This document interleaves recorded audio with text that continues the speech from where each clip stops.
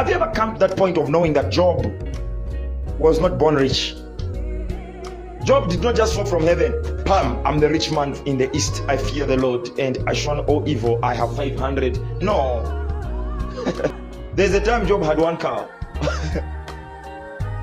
You don't know the suffering part of Job that built that kind of faith. Oh, yes. That God could say, have you observed my servant? Meaning Job was serving God somewhere. Have you observed my servant Job on the earth? He shuns evil, meaning there has been moments of temptations in the life of this man. We just pick it from the time when God is now talking to Satan, Job, my servant. It must open up your mind to know that there's a life that God was referring to, that Job lived before that time. And what was built in Job, that even when everything died, that these children also died, Job was still standing, and Job was never shaken to curse God. Even when the wife said, why not curse God and die? The wife left. But this man still stood and still believed that things will change. That man has suffered before, I'm telling you the truth. Oh, yes. That man has gone through things, I'm telling you this. That God could use his life as a point of reference to say, his life, he fears me, this man. In his life, he shuns evil. In his life, he gives sacrifices. In his life, there's a life he lived before that life. Oh, yes.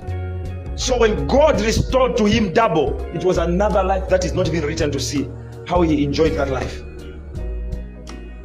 The life Job lived after his suffering is not talked about. The Bible just said everything was restored unto him double. And it does not talk about what he was before for him to become rich. What sacrifices he made to become rich. To think about that life of that man called Job. Oh, yes. He is a man that understood seasons. He knew things are bad now, but they won't remain bad. He knew things are crazy now, but they will not remain crazy. He knows I am in this pain that even my body is having sores everywhere. But I know God saved me from something bigger than this. Oh, yes.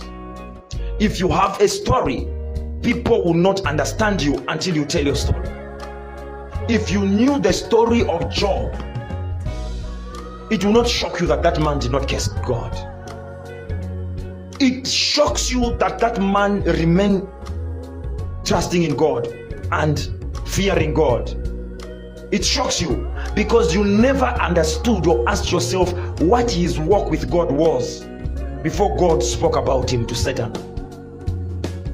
But if you asked yourself the life of that man before that day, it will not shock you. Oh, yes.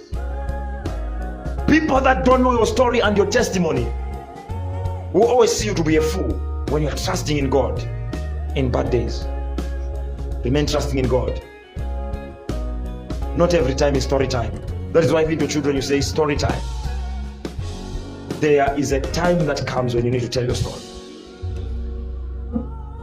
I'll come and tell my story one day. I'll come and tell you my story one day.